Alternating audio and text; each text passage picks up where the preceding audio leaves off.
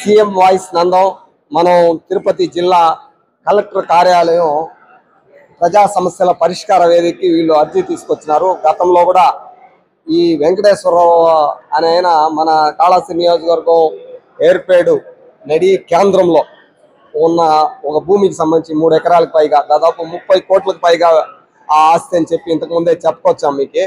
ఆ భూమికి సంబంధించి ఇంతకుముందు కలెక్టర్కి ఫిర్యాదు చేసి మన ఛానల్కి వాయిస్ ఇచ్చారు. అయితే అక్కడ నుండి ప్రారంభమైంది అసలు సమస్య. ఈయన మీద చాలా సీరియస్ గా ఫోన్లలో నేరుగా బెదిరించడం, చంపేస్తామని చెప్పి బెదిరిస్తా ఉంటారని చెప్పి తెలుస్తుంది. కాబట్టి ఇప్పుడు ఆ 30 కోట్ల ఆస్తి ఇంతకు ముందు వైసీపీకి సంబంధించిన వాళ్ళు ఆక్రమణ చేసి మొత్తం వాళ్ళ ఆధీనంలో పెట్టుకొని పంచుకోవాలని చెప్పి ప్రయత్నం చేస్తున్నట్టు తెలుస్తుంది. ఈ పరిస్థితుల్లో ఈ మిత్రుడు ఆ పని మీద అది ప్రజల ఆస్తిగా ఉండాలని చెప్పి ప్రజలందరికీ సంబంధించిందిగా ఉండాలి, ప్రజా ప్రయోజనాలు ఆశించి దాని మీద ఫిర్యాదులు చేస్తూ దాన్ని రక్షించాలని చెప్పి కోరుతూ వస్తున్నాడు. కాబట్టి ఆయన మాటలతోనే విందా ఇప్పటి వరకు ఏం జరుగుతోంది, గత వారం రోజులుగా దీన్ని ఫిర్యాదు చేసిన తర్వాత ఏం జరుగుతోంది చెప్పు వెంకటేశ్వరరావు, ఏం విషయమో? నా పేరు వెంకటేశ్వరరావు, ఏర్పేడు మండలం, ఏర్పేడు విలేజ్, అశోక్ నగర్. ఓకే. ఇంతకుముందు కూడా ఇచ్చాను, ఒక అర్జీ కూడా ఇచ్చాను. ఇంతకుముందు ఇస్తూనే ఉన్నాను. 2015 నుంచి ఇస్తానే ఉన్నాను, కానీ అధికారులు కూడా పట్టించుకోవడం లేదు. దయచేసి అధికారులు చెప్పడం పోయినాం.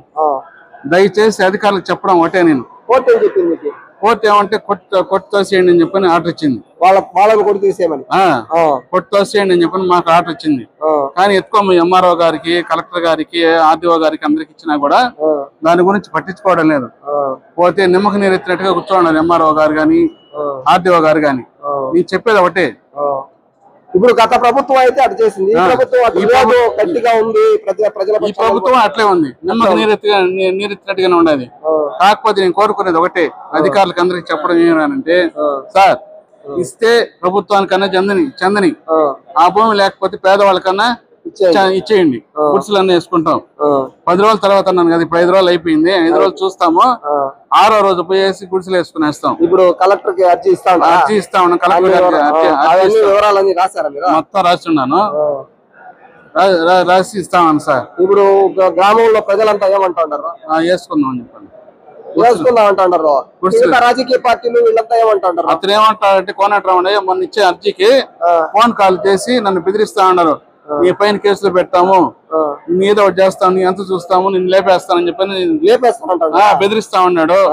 దయచేసి అధికారులకు చెప్పడం ఒకటేనంటే, నాకు ప్రాణహాని ఉండేది అతని వల్లేను, అతని నుంచి నన్ను కాపాడండి. ఇదేంటి విషయమో, వీళ్ళేమో పేదలకి చెందాలి అని వాళ్ళని లేపేయాలని వాళ్ళు ప్రయత్నం చేస్తుంటారు. ఈ రమణయ్యని లేపేయాలని, రమణయ్య ఏం పేరు, మీ పేరు వెంకటేశ్వర, లేపేయాలని చూస్తుంటారు. కాబట్టి ఎవరిని లేపుతావో ఏమో, మొత్తం మీద ప్రజలందరికీ చెందాల్సిన భూమిని ఒకరే కొట్టేయడం అనేది అన్యాయం కదా. కాబట్టి ఈ వెంకటేశ్వరాన్ని మనం రక్షించాల్సిన బాధ్యత మన అందరి మీద ఉంది. కాబట్టి మీరు ప్రభుత్వం కూడా జోక్యం చేసుకొని దానికి సంబంధించిన రికార్డ్ అంతా నా దగ్గర ఉంది, కావాలంటే ఎంక్వైరీ చేయమని చెప్పాను. కానీ అధికారులు పట్టించుకోవడం లేదు.